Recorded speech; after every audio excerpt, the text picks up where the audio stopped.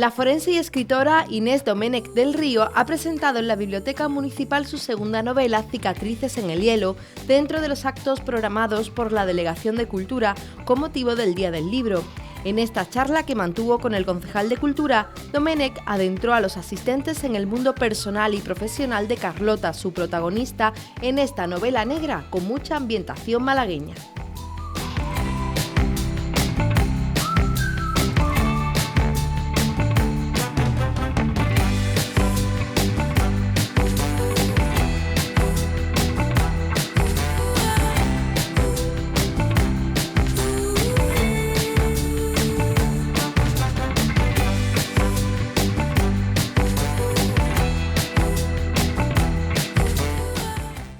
Bueno, buenas tardes. Les quiero dar la bienvenida a esta sala Torlichen o Torlichen, que se diría en alemán, donde se custodia parte del legado de este pintor y fotógrafo alemán, que para quien no lo sepa, recorrió medio mundo, escapa de la Alemania nazi y termina viviendo en Laurín el Grande y pasa sus últimos años y fallece en 1986 y dona principalmente su obra pictórica o plástica, 2.500 obras. Aquí veis muy poquitas que se arreglaron, se limpiaron y se restauraron en el año 2012, y en aquel mueblecito hay un montón de piezas también que son.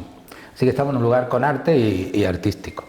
Y estamos en la presentación del segundo libro de Inés Doménech del Río, que, como yo digo, tiene un nombre muy bonito, tiene un nombre que es un octasílabo perfecto, además con unos acentos muy bien puestos.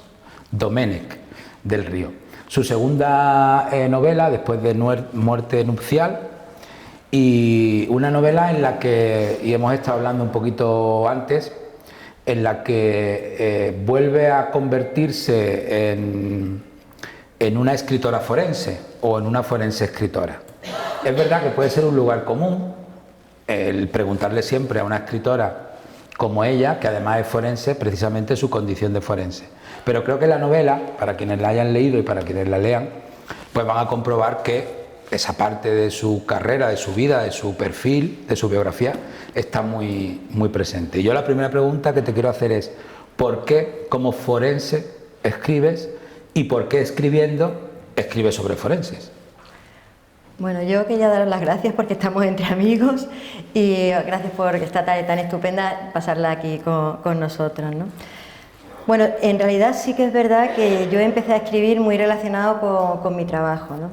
Yo no he sido una escritora desde pequeña que diga voy a ser escritora en la vida, no. Yo empecé siendo médico y la medicina te absorbe muchísimo. Tienes que estar estudiando mucho medicina y tienes que estar... Lo que sí siempre he sido una lectora empedernida, ¿no? Sí que le he leído mucho. Pero yo empecé trabajando con lo que te he explicado también antes. Yo empecé trabajando como médico clínico, ¿no? Y yo siempre he pensado que el médico clínico pues se enfrenta a la enfermedad, ¿no? Pero cuando yo estuve ya 15 años trabajando de forense, y sobre todo cuando surgió la primera novela, porque estuve 15 años en el ambiente rural, yo sí que pensé que había vivido mucha serie de cosas, ¿no? Yo también quería explicaros un poco las vivencias del médico forense para que sepáis lo que yo he vivido, ¿no? Nosotros muchas veces se relaciona con la muerte, pero fundamentalmente nosotros estamos relacionados con los vivos. Cualquier agresión, nosotros somos el enlace entre la medicina y el derecho. Entonces, cualquier conflicto médico que se aparece en un juzgado, nosotros tenemos que informar al juez. ¿Qué pasa? Porque la mayoría de los vivos también los vemos. Si te sufrís una agresión por otra persona, te ve el forense. Si sufres un accidente de tráfico, te ve el forense. Las agresiones sexuales a mujeres, las vemos el forense. Somos los primeros que reconocemos a las mujeres violadas. Si hay un niño con un maltrato o una agresión sexual, somos los primeros que lo vemos en las agresiones y lo atendemos, ¿no? Entonces, la mayoría de la gente vivimos una serie de circunstancias que, yo lo decía, y luego las muertes también no son muertes naturales, como la muerte del médico, sino son normalmente muertes violentas, o bien que otra persona te lo infringe, o uno mismo, o muertes accidentales no esperadas. Siempre son muertes muy traumáticas y cuando llegas, pues ves ese ambiente de dolor, de sufrimiento, esos sentimientos, esas actitudes. Entonces, el dolor de la víctima cuando hace el reconocimiento. Entonces yo empecé a sentir bueno, que tenía esa serie de cosas que transmitirla, ¿no? Y por eso yo sentí la necesidad como una liberación y como una necesidad el empezar a escribir, ¿no? Entonces, por eso, y luego lo segundo, ¿por qué escribo novela negra? Quería hablar de esos problemas personales, porque yo la novela negra que escribo es un poco, vamos a decir, de dramas personales, ¿no? Tanto Muerte nupcial, que matan al novio y la despedida de soltero, como aquí en Cicatrices en el hielo, que aparece una serie de cadáveres, ¿no? Me gusta tratar temas desde el punto de vista personal, no como problema social global, ¿no? Y luego aparte, ya lo comentaré un poco, pero es que el forense está muy maltratado en la literatura, estaba fatal. Siempre el forense era una persona muy cínica, muy alcoholizada, muy esto. Y yo quería hacer una mujer que fuera profesional, sobre todo que se viera la evolución, porque Muerte nupcial está situada en los años 90 y Cicatrices en el hielo está hecho en el periodo actual, de la evolución que la mujer también como profesional ha tenido. Y luego que una mujer profesional que sea normal, que se venga a su pareja, que viva una vida normal, sea la protagonista, ¿no? Que no sea alcoholizada, que no esté drogata, que no sea una pasada de la vida, sino que tenga sus problemas de la vida normal, ¿no? Sí, ahora hablaremos de Carlota, que es la protagonista, y de los personajes y de cómo construyes ese personaje. Pero antes, para quien no lo haya leído y para poner un poquito de contexto, y viene muy bien porque está bien resumido en la contraportada, que cuenta estas Cicatrices en el hielo, ¿no? Cuenta la historia de Carlota Suárez, que regresa a Málaga, una médico forense, tras muchos años de ejercicio profesional en zonas rurales, y allí, aparte de reencontrarse con muchos amigos de la juventud, adolescencia, de sus primeros años, vuelve a ejercer de forense, y lo que se dice, ¿no?, el incidente, lo que inicia la novela, es el hallazgo de un cadáver, el hallazgo del cadáver de una mujer joven dentro de una maleta. También hay un suicidio en el comienzo, y tú, digamos, que comienzas a desplegar diferentes tramas, ¿no? Y conectas, en este caso en el argumento, con una red de explotación sexual que viene también a enfatizar lo que acabas de decir, de tu preocupación, ¿no?, por trasladar problemas, en este caso, que sufren las mujeres. Pero antes de entrar en eso, yo quería decirte que la lectura de la novela nos lleva a un género procedimental de la novela negra, que te decía, la comparaba, digamos, con el CSI, y ella me decía que lo que vemos en CSI no es la realidad del trabajo, en este caso de un equipo científico, y primero, ¿no?, decías que formáis parte, dependéis de los juzgados y no de la policía. Pero aquí sí hay mucha descripción forense y hay cierto cariz y una clara intención pedagógica, ¿no? Cuéntanos eso, ¿no? Sí, yo una de las cosas que me llevó a escribir fue, desde el punto de vista literario, cuando leías la novela negra, que todos sabemos cómo funciona el CSI americano y todo está muy americanizado, pero luego yo leía, porque ahora tenemos un gran desarrollo de la novela negra española. Todos leía a Juan Gómez Jurado, a Javier del Castillo, a Dolores Redondo, pero es que si veis, yo muchas veces veo que el forense, cuando hay un cadáver siempre tiene que haber un forense, eso está claro, pero a veces tú decías, ¿dónde está el forense? Porque ven el cadáver y dice, uy, un tiro por delante, un tiro por detrás, 3 tiros no sé cuántos, no sé qué, y digo, qué listos son, porque se obvian todo el procedimiento de un médico forense, porque el médico forense hace el levantamiento, coge una serie de indicios en el levantamiento y luego se lo lleva a la autopsia, y la autopsia es fundamental. Por eso yo hago una serie, yo quiero que se divierta la gente y disfrute con la lectura, pero sí que es verdad que tiene un trasfondo docente de cómo funciona el médico forense español y cómo funciona la justicia española, porque el médico forense tiene dos grandes diferencias con el CSI. Primero, que depende del juez. Aquí nosotros tenemos un sistema muchísimo más garantista, porque en la policía a veces, si tú detienes a uno y las pruebas no están muy claras, pero aquí tenemos un sistema muy garantista, tú informas al juez. Cuando tú lees una novela parece que el forense trabaja con los policías.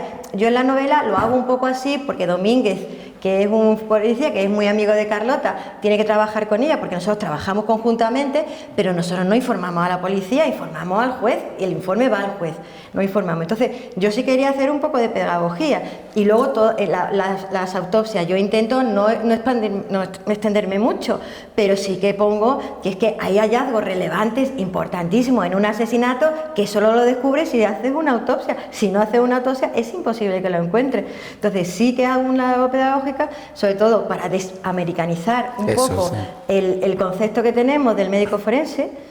En segundo lugar, para ver cómo es el sistema judicial español, que no está bien reflejado en la novela negra española, y yo creo que hay que hacer un poco de pedagogía de cómo trabajamos aquí, porque yo creo que somos grandes desconocidos de lo que realmente hacemos, ¿no? Yo le decía a ella que su intención era hacer una novela negra hispánica, ¿no? Por así decirlo, ¿no?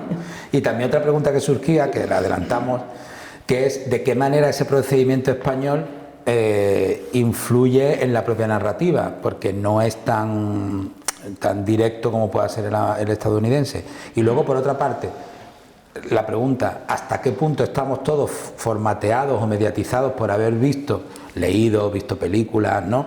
Escuchado podcasts, lo que sea, con ese tipo de narrativa, a cómo después un escritor se tiene que enfrentar a este tipo de novelas? Es decir, lo tiene que hacer de esa manera porque el público ya está esperando determinados artificios, determinados juegos que con nuestro procedimiento, ¿no? Con nuestro procedimiento desde el punto de vista jurídico no existe. Sí, porque el procedimiento, hablando también con otras personas, es que conocer, o sea, el sistema español a lo mejor es un poco más lento, porque si veis en la novela tienes que pedir autorización judicial para todo, tú no puedes entrar ni coger una muestra sin autorización judicial, ni puedes entrar a una casa sin autorización judicial. En las películas que parece que el policía puede entrar a todos sitios, que entra como si fuera él, y aquí no puedes hacer nada. Entonces, sí que cuando toman una muestra de ADN tienes que tener consentimiento, una autorización judicial. Si entras a un domicilio tienes que tener una autorización judicial. Entonces, ese procedimiento también te hace conocer un poco más los personajes, o sea, también utilizas ese procedimiento para ir avanzando en la investigación y para saber cómo son los personajes de la novela, ¿no? Pero sí que es verdad que el sistema judicial español es distinto al americano. El español, gracias a Dios, es muchísimo más garantista. El juez siempre está por medio de todo lo que se hace en una investigación, ¿no? Pues vamos a entrar un poco más de lleno en la propia trama, ¿no? Y en las diferentes tramas. Cuéntanos, háblanos de Carlota Suárez, que es la protagonista, ¿no? Que la construye en su parte más humana, como yo te digo, una persona que está ya en el abismo de una crisis, ¿no? Que es lo que se palpita desde estos capítulos más cortos en su relación personal, pero cuéntanos. A ver, Carlota ya ha evolucionado un poco más. Tenemos una Carlota muy jovencita en los años 90 en Muerte Nupcial, donde tiene su pareja, que está muy feliz y tiene un caso y lo descubre y porque matan al novio en la despedida de soltero. Ya en Muerte Nupcial yo creo que Carlota ya es más mayor, ha vuelto a Málaga, está más madura, ha pasado más años con la pareja y claro, ya empiezan a aparecer problemas, la vida no es color rosa siempre, hay claroscuros, hay épocas negras y épocas buenas y luego también los asesinatos que se enfrentan la relacionan un poco con ella y su entorno, entonces eso hace ella que se cuestione mucho el pasado, conozcamos el pasado de Carlota, conozcamos por qué Carlota se hizo forense, que le hace cuestionar, hay una amiga que está también por medio, que está en su círculo, que está muy relacionada con esto, con estas mujeres prostitutas y con los asesinatos. Se hace tambalear sus principios, porque en un principio ella es como dijéramos, yo las quiero poner como una persona pues justa, que trabaja en la justicia, como la justicia, pero aquí se tambalean un poco sus principios, pues porque la parte afectiva ha tocado la parte con el crimen que ha pasado. En fin, aquí Carlota es distinta y el tema que se trata es una tragedia familiar. Y claro, afecta a los personajes. Yo creo que la novela negra tiene sus claroscuros, pero sobre todo tiene muchos oscuros. Y esta novela, los personajes, yo te lo he dicho antes, están todos en crisis, están en un mal momento todos. No porque estén relacionados con una gran cadena de asesinatos, que ya, claro, no, pero no que estén felices, pero Sí, todos tienen problemas. Están todos bordeando continuamente, ¿no? Hombre, yo creo que yo a lo mejor también lo digo muchas veces, yo tengo una deformación profesional de la realidad. Yo, como veo solamente el lado negro del ser humano, pues la verdad que siempre voy hacia la parte pesimista del ser humano, esa deformación sí que la tengo. Entonces sí que es verdad que bueno, tiene claroscuros, pero tiene muchos oscuros los personajes, claro. Pero bueno, son personajes que también tienen sus vidas y su lado... Hay una novela con drama personal, ¿no? Hay Claro. una parte, una esfera de lo íntimo importante. Y era lo que te quería comentar de las diferentes tramas, temas, ¿no? El amor y la ambición profesional, cuando se produce por caminos dispares, ¿no? Que se va intuyendo desde la primera línea de la vida. Eso es muy de Carlota. frecuente en una pareja, que uno trabaje esto y se tenga que desplazar, que haya separaciones. Eso nos pasa a todos en nuestra vida. Pero aquí está tratado de manera muy paulatina, ¿no? Muy... La despedida, claro. Bueno, claro. No, pero por no avanzar, ¿no? Pero está como, va como muy lento, ¿no? Pero vas viendo, ¿no? Cómo te va acercando viendo al la iceberg. evolución de cómo, y la decisión que toman al final ambos, ¿no? Claro. Luego un tema muy interesante, el reencuentro en la madurez. Como tú has dicho, ya son amigos de juventud y se al volver a reencuentran Málaga mucho. ella empieza a recordar mucho del pasado, de su infancia, y conocemos mucho más a Carlota. Y casi todos los personajes tienen un hilo temporal también anterior, ¿no? Es decir, su situación actual se explica por algo del pasado que suele ser trágico en la mayoría de los casos. Sí. Es que ahí se adensa mucho la novela y eso es muy interesante y lo hemos comentado. Y luego yo creo que el gran tema, que es la violencia contra las mujeres. Sí. Yo lo que he dicho, que yo en mis novelas intento que la gente disfrute, que sean amenas, los capítulos son cortos y siempre te gusta avanzar, ¿no? Pero sí hay un trasfondo que me gusta tratar de algún tema que yo veo todos los días, ¿no?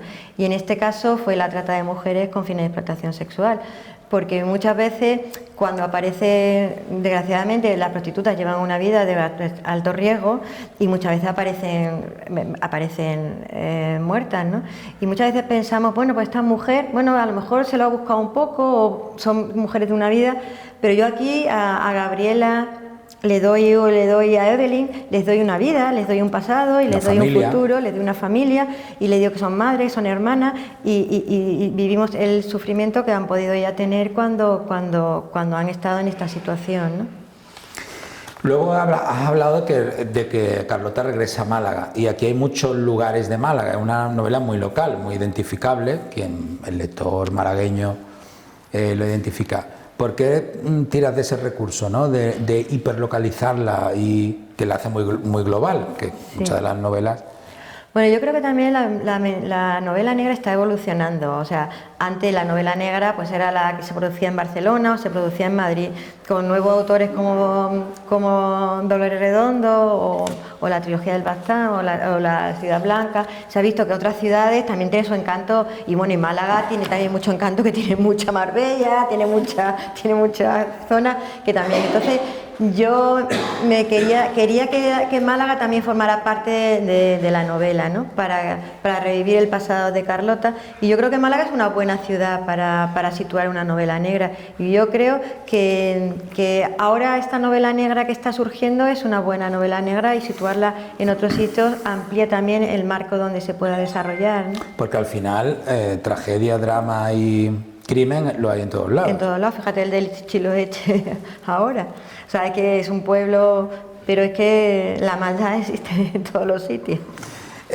Siguiendo con el tema local, en la construcción del personaje de Carlota, siguiendo las claves del género, pues, bueno, Carlota no es una investigadora, pero sí es una forense y casi todos los protagonistas de novela negra suelen tener una afición que traslada mucho su personalidad, ¿no? En este caso ella cultiva tomates, huevo de toro. Y además el cultivo es parte del protagonismo, ¿no? José dice que él también cultiva, ¿no? Pues, yo también con la viuda de Paco. Aunque no tengo tanto éxito como Carlota, me parece a mí, ¿no? Además, tú estableces, y yo creo que ahí lo que lo explicas muy bien y te pido que lo hagas. Estableces muy bien cómo se vincula la vida del huerto con su estado anímico y con cómo va evolucionando la historia, y luego también con la necesidad de alguien que trabaja todos los días con la muerte, de estar en algo pues más vivo, ¿no? Más de crecimiento, ¿no? Y cómo construye el personaje con este cariz. Hombre, el personaje es ficción, ¿no? Pero sí que tiene mucha de realidad y mucho de mí, sobre todo de mi trabajo y de mi forma de esto. Yo los otros días decía que Carlota es un poco más intrépida que yo, o sea, que es un poco un méteme en todo más que yo, ¿no? Pero sí que es verdad que Poirot decía que estar siempre en contacto con el lado maligno del ser humano era muy cansado, y es verdad que si tú te llevas todo ese sufrimiento mental a casa es muy muy pesado, ¿no? Entonces tienes que conseguir desconectar un poco, y yo la verdad es que lo he conseguido desconectar con el huerto, ¿no? Con mi huerto, con mejor o mayor éxito, pero con mi huerto y con mi jardín. Entonces yo aquí le puse a Carlota pues que también tuviera una zona para desconectar, ¿no? Y además hacer, como tú has dicho, un paralelismo de cómo va evolucionando tanto su vida personal como el avance del trabajo con las plagas y el tomate huevo de toro. Cada vez que se iba atrás o ella se sentía peor, aparecía una plaga, aparecía la tuta o aparecía el punto negro, aparecía siempre. Y unas plagas que se solucionan con crímenes. Claro, con el Nessie, claro. Porque claro, la plaga se soluciona con... La tuta se mata con el Nessie y la chinche esa. Claro, y entonces... es una chinche que... Entonces era como un depredador, sí, que se parasita los huevos y se va comiendo el gusano, claro, al ser muy pequeñito. Que para acabar con la plaga se produce un crimen. Un crimen, que es claro. Lo que hemos dicho entonces quería hacer un paralelismo entre el crimen de la naturaleza. Hay crimen hasta ahí, ¿no? Muy agudo, muy agudo. Luego, en términos de forma, queremos hacerlo rápido para que también comentéis, ¿no? En términos formales, es una escritura cinematográfica, ¿no? Capítulos cortos, frases muy cortas, elipsis, capítulos en paralelo, ¿no? Montaje en paralelo, digamos, ¿no? Situaciones. ¿Es un tipo de escritura cómoda o todo lo contrario? Como necesita tanta concisión, brevedad, velocidad, ¿te obliga a estar tú misma en tensión?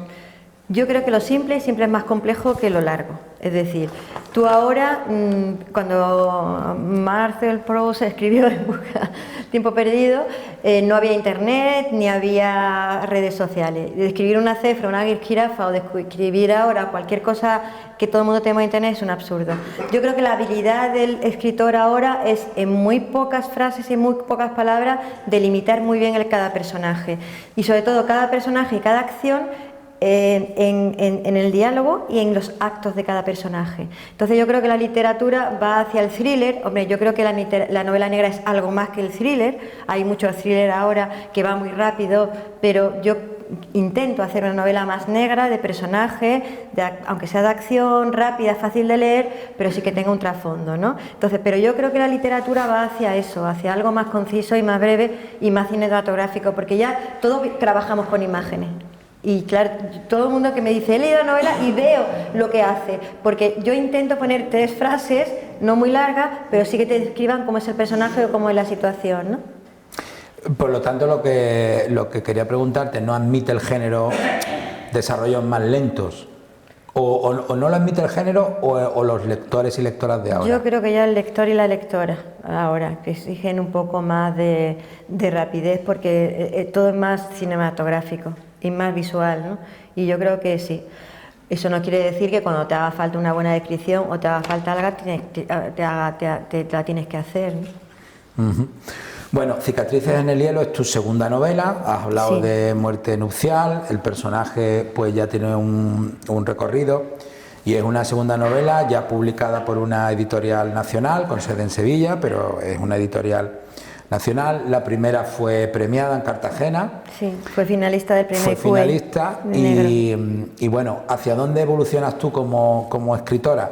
Y también, pues bueno, pues qué estás escribiendo ahora y si es una continuación o si abandonas el personaje y buscas otros ámbitos de creación. Bueno, quien haya leído Cicatrices en el hielo ve que hay una cosa pendiente, hay todavía alguna cosa familiar de Carlota que queda pendiente. Entonces, estoy escribiendo la tercera parte, Carlota va a seguir, y por lo menos una trilogía será. Después ya no sé, porque ahora mismo estoy imbuida en el tercero, y sí que hay un tercero de Carlota, porque creo que todavía Carlota tiene que terminar de resolver determinadas cosas que no se han resuelto en Cicatrices en el hielo.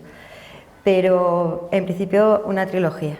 Después no lo sé ya, si seguirá Carlota o no, dependiendo de cómo vaya el futuro. Bueno, pues muy bien, abrimos un turno de preguntas, participaciones, felicitaciones, que también las admitimos, críticas, que también estamos abiertos a ellas. Sugerencias. Sugerencias. No sé, si queréis comentar algo, o si no, pues le damos una pregunta final, y queríamos hacerlo rápido, conciso y breve, como el estilo de Inés en esta novela. Una sugerencia, yo sugeriría que no haya leído ninguna de las dos novelas, que lea primero Muerte Anunciada, aunque ya esté aquí ahora promocionando, porque se ve el cambio. Y es verdad que el primero es más descriptivo, describe mucho más la autopsia y todo eso, y hay un cambio, y las dos son muy interesantes, pero son muy distintas. Yo sugeriría, o sea, que se lee muy fácil la primera, sobre todo, y bueno, se pone la segunda y se lee la primera. Sí, yo no he leído la primera, he leído esta segunda, y Jesús de Proteo, le pregunté, digo, sé que es una, pues cuando yo te conocí estaba recién publicada la primera, sí, Muerte Nupcial, o poco recién publicada, y me dice, no, son independientes, aunque la protagonista es común, ¿no?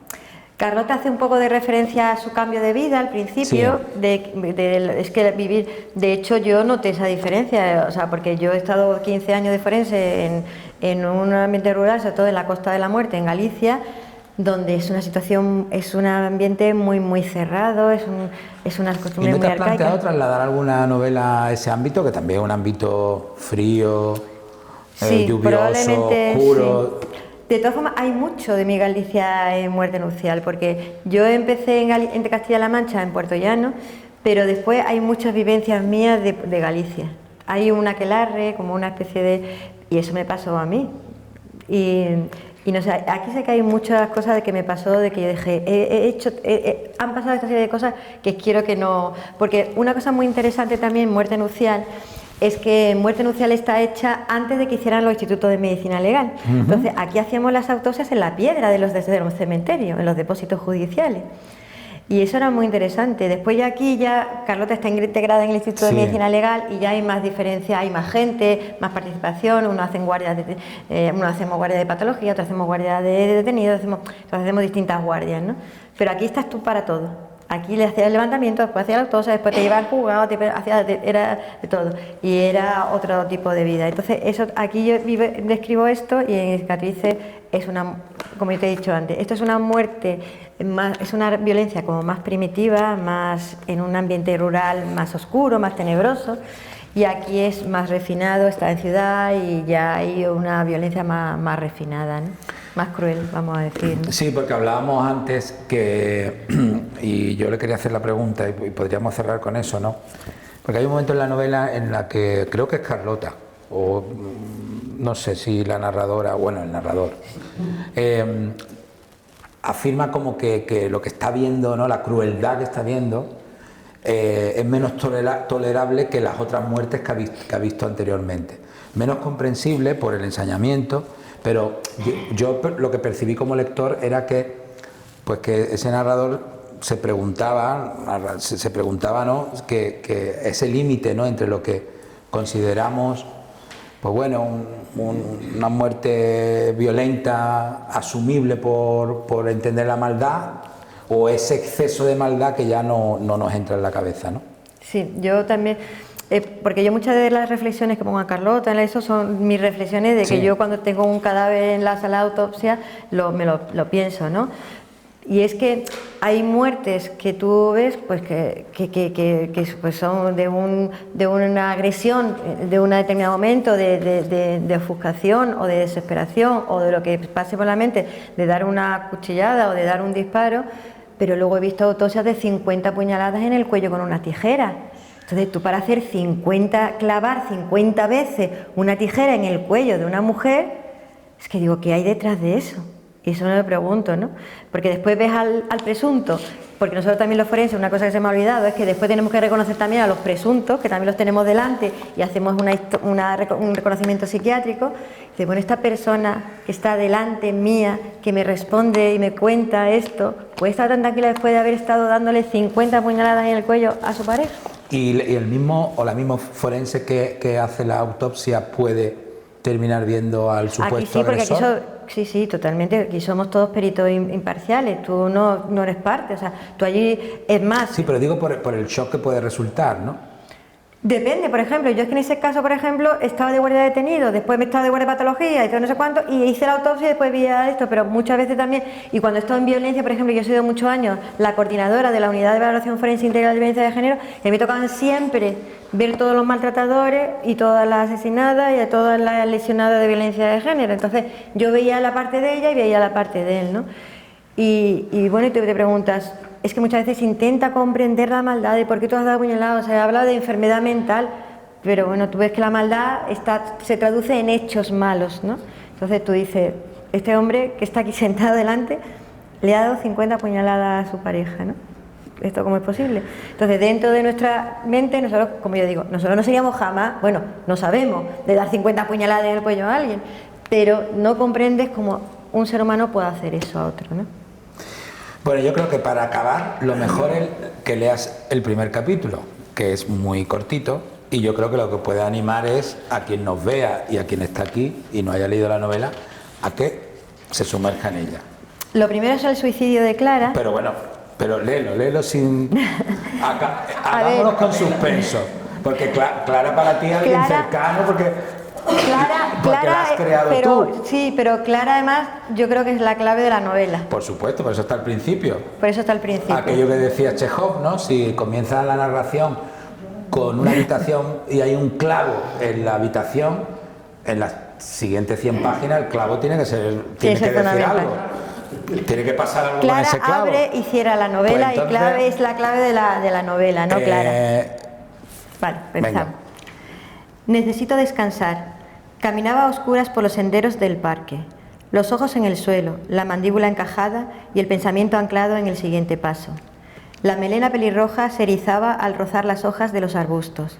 La silueta se iluminaba al caminar debajo de las farolas. A los pocos segundos se volvía a sumergir en las tinieblas. Las hojas de los árboles susurraban al entrechocar con la brisa, como si quisieran impedir que avanzara. Se sentó. Temblaba. El vestido se pegaba a la piel. Había olvidado coger el abrigo al salir de casa. ¿Qué más da? Subí a la rama más alta del hibisco. Desde allí veía el mundo lejos. Lanzó la cuerda sobre una rama para atar un extremo. Comprobó su resistencia. No puedo seguir, murmuró. Con el otro extremo rodeó su cuello con un nudo apretado. No vaciló. Se dejó caer. El dolor desapareció con ella. Pues muy bien. Así comienza Cicatrices en el hielo y así acaba nuestra presentación.